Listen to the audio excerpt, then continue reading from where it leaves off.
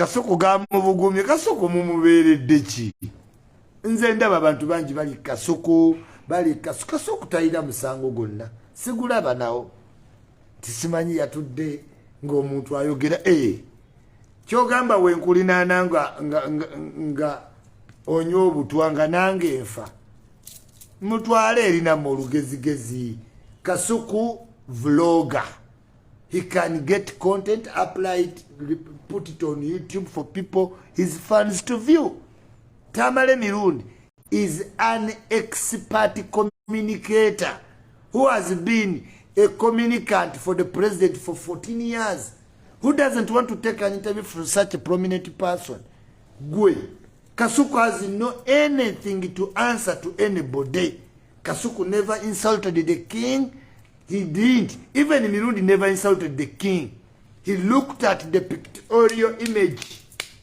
Yatunudde ku image. Kati mwandibadde muyombesa yakubye Kabaka kifaananyi. Si omuntu wagamba nti empologoma ekoze enetera kwenkana mmesa abaakuvumye. Munoonyezawo justice scapegoat olw'okuba mukimanyi nti Tamale Mirundi mupangulukufu temujja mmalako naye. Kati nemunoonya solid nemunoonya we mwewogoma ne mukwata Kasuku olw'okuba mukimanyi kijja mubeera kizibu okukola ki amma tobaddamu semanenyere toyina kintu kyonna kyoba weetonda no mususa ebintu ebimu akajanja abantu banuupu ebintu we byabalema kati mwadda ku kintu kimu kyokka ku bulamu bwa Kabaka.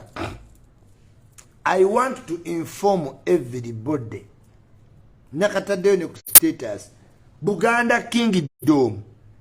You are safe with NRM and Museveni. Even when King departs this life. Muli safe. Tewali kijabao. Era mujjateka ko Semakookiro. System yonna eri clear. Why are you bothered?